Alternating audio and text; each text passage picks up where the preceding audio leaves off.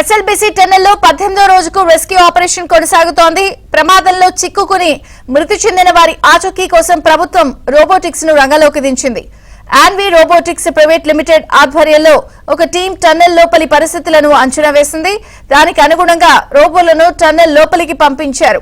Robotic disaster management team ఆధ్వర్యంలో ఈ operation కొనసాగనుంది. వీరికి తోడు 110 మంది సభ్యులతో కూడిన పలు విభాగాలను టన్నెల్ లోపలికి పంపిస్తారు.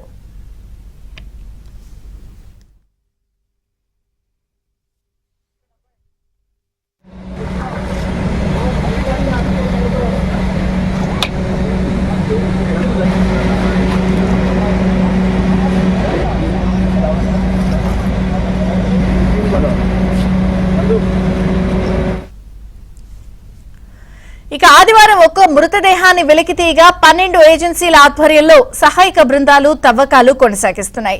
దాదాపు 15 అడుగుల మేర మట్టి పేరుకుని ఉండటం, తవ్వుతున్న కొద్దీ నీరు రావడం, వచ్చిన నీటిని పంపింగ్ చేసిన తర్వాతే మళ్లీ తవ్వకాలు చేపట్టాల్సి రావడం, మరోవైపు తవ్విన మట్టిని బయటకు తరలించే అవకాశం లేకపోవడంతో ఈ ప్రక్రియ నెమ్మదిగా సాగుతోంది.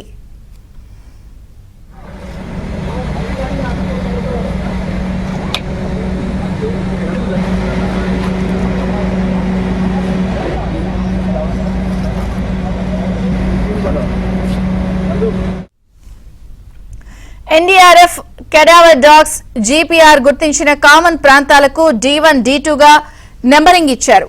D1 మొత్తం షీర్ జోన్ పరిధిలో ఉండడంతో అక్కడ తవ్వకాలను ఆచితూచి చేపడుతున్నారు. D1 నుంచి D2 మధ్య 20 మీటర్ల దూరం ఉంది.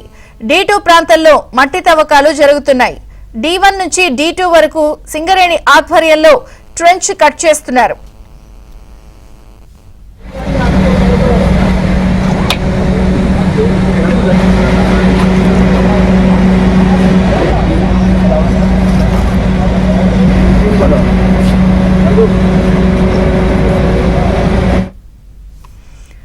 టీబీఎం భాగాలను కట్ చేస్తూ ఒక పక్కకు వేస్తూ ఉండడంతో D2 ప్రాంతం వరకు సోమవారం సాయంత్రం ఒక జేసీబీ ఎర్త్ మూవర్ వెళ్లింది. దీంతో ఆ ప్రాంతంలో తవ్వకాలు వేగంగా జరిగే అవకాశం ఉంది.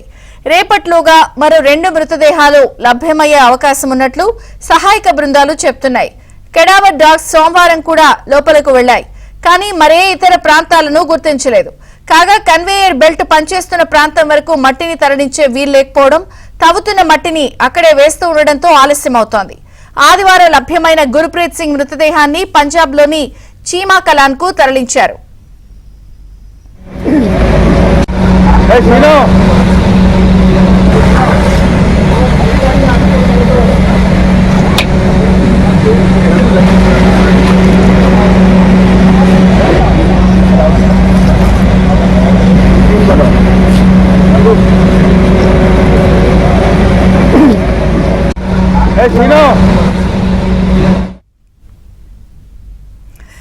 ఎస్ఎల్బీసీ టన్నెల్లో ఆపరేషన్ కొనసాగుతోంది. రోబోటిక్ డిజాస్టర్ మేనేజ్మెంట్ ద్వారా రోబోలను పంపించి మరొక 110 మంది సహాయ సభ్యులను కూడా లోపలికి పంపించి మృతదేహాలను గుర్తించి వెలికి తీసే ప్రయత్నాలు ముమ్మరంగా కొనసాగుతున్నాయి. బసవరాజు మరిన్ని వివరాలు అందిస్తారు. బసవరాజు. విజయ్ చంద్రిక, ఉదయం మరో 110 మంది బృందం 7:30కు బయలుదేరింది లోపలికి.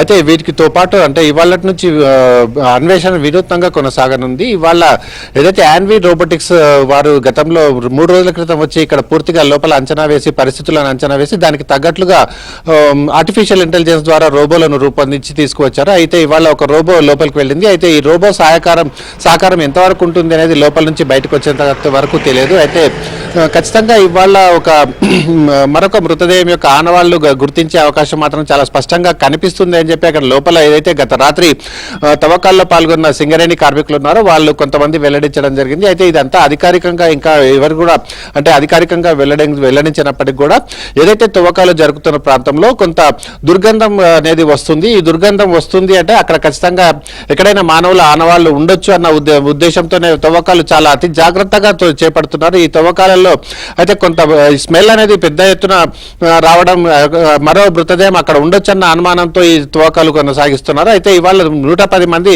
ఎవరైతే లోపలికి వెళ్లారో దాంట్లో 45 మంది సింగరేణి అంటే ప్రతి షిఫ్ట్ లో రోజుకు 4 షిఫ్ట్ లో ఈ పని జరుగుతుంది. 4 షిఫ్ట్లలో ప్రతి షిఫ్ట్ గానీ 110 మంది వెళ్తారు. ఇందులో అత్యధికంగా సింగరేణి కార్మికులు ఉంటారు, 45 మంది సింగరేణి కార్మికులు, అదేవిధంగా 6 మంది రైల్వే సిబ్బంది, అదేవిధంగా ర్యాట్ మైనర్స్ కూడా 6 మంది ఉంటారు. వీరితో పాటుగా ఎన్డీఆర్ఎఫ్ బృందం 15 మంది ఉంటారు, తర్వాత ఎస్డీఆర్ఎఫ్ 20 మంది, తర్వాత హైడ్రాకు సంబంధించిన వాళ్ళు కూడా 20 మంది ఉంటారు. అంటే వీరు ఒక్కొక్క విభాగాన్ని పని ఒక్కొక్కరు ఇట్లా పనులు సమవిభజన చేసుకుని లోపల పనులు కొనసాగిస్తున్నారు. ముఖ్యంగా ఏదైతే D2 జోన్, D1 జోన్ ఉందో ఇక్కడ మాత్రమే తవ్వకాలు జరుగుతున్నాయి. ఇక్కడ చాలా జాగ్రత్తగా తవ్వకాలు చేపడుతున్నారు. ఏదైతే D1 అత్యంత ప్రమాదకరం అని చెప్పి ఇప్పటికే సిస్మాలజీ ఇన్స్టిట్యూట్ వాళ్ళు వెల్లడించిన నేపథ్యంలో అక్కడ చాలా జాగ్రత్తగా పనులు చేపడుతున్నారు. ఏమాత్రం కొంచెం భారీ తవ్వకాలు చేపట్టినా కూడా పైన ఉండే కప్పు కూడా కూలిపోయే అవకాశం ఉంది అన్న ప్రమాద సంకేతాల మధ్యలో ఈ పనులు కొనసాగుతున్నాయి. అత్యంత సాహసోపేతంగా సింగరేణి కార్మికుల తవ్వకాల్లో పాల్గొంటున్నారు. వీరందరినీ నిర్ధారించేది ఎన్డీఆర్ఎఫ్ వాళ్ళు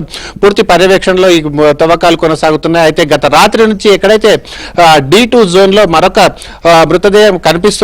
మృతదేహం బయటపడే అవకాశం ఉన్న ప్రాంతంలో తవ్వకాలు జరుగుతున్నాయి. ఈ తవ్వకాలలో ముఖ్యంగా మనకి కొంత శరీర భాగం కూడా వచ్చినట్టు అక్కడ ఉండే తవ్వకాల్లో పాల్గొన్న వాళ్ళు అనుమానించారు. అదేంటంటే ఖచ్చితంగా అక్కడ ఒక చర్మం అనేది కనిపించింది. ఆ చర్మం నుంచి విపరీతమైన దుర్వాసన వస్తుంది కనుక ఇక్కడ మరో మృతదేహం ఉండొచ్చన్న ఉద్దేశంతో తవ్వకాలు చేపడుతున్నారు. అదేవిధంగా ఏదైతే గురుప్రీత్ సింగ్ మృతదేహం గతంలో బయటపడిందో ఆ గురుప్రీత్ సింగ్ మృతదేహానికి సంబంధించిన ప్యాంటు కూడా పూర్తిగా బయటకు వచ్చింది. అయితే ఆ ప్యాంటును కూడా అక్కడ భద్రపరిచారు. మరో తవ్వకాలలో ఇవాళ ఖచ్చితంగా ఒక సత్ఫలితం దిశగా తవ్వకాలు జరుగుతున్నాయని చెప్పి అక్కడ సింగరేణి కార్మికులు, ఎన్డీఆర్ఎఫ్ సిబ్బంది వెల్లడిస్తున్నప్పటికీ అధికారికంగా ఎలాంటి ప్రకటన వెలువడలేదు. ముఖ్యంగా ఇవాళ ఏదైతే రాష్ట్ర స్థాయిలో ఒక సమీక్ష సమావేశాన్ని కూడా ఇక్కడ ముఖ్యమంత్రి రేవంత్ రెడ్డి హైదరాబాద్ లో ఏర్పాటు చేశారు. అక్కడ హైదరాబాద్ లో మంత్రి ఉత్తమ్ కుమార్ రెడ్డి, మంత్రి జూపల్లి కృష్ణారావుతో కలిసి సమీక్ష సమావేశంలో పాల్గొంటారు. ఇవాళ ఏదైతే ఇప్పటివరకు 18 రోజుల పాటు కొనసాగిన అన్వేషణ ఉందో దీనికి సంబంధించిన పూర్తి వివరాలతో ఇవాళ ఇక్కడ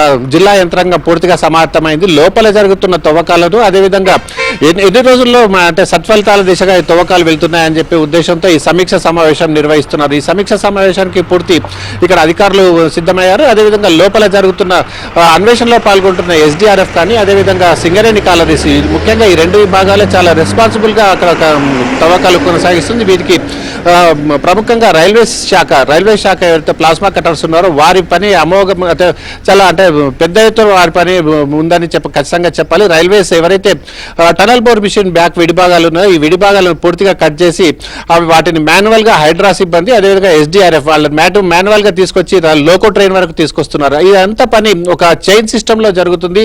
ప్రతి ఒక్కరూ ఒక అంతర్గత సహకారంతో ఇట్లాంటి పనులు మొత్తం చేపడుతున్నారు. ఖచ్చితంగా ఇవాళ 0 వరకు వెళ్లే అవకాశం మాత్రం ఖచ్చితంగా కనిపిస్తుంది. విజయచంద్రిక.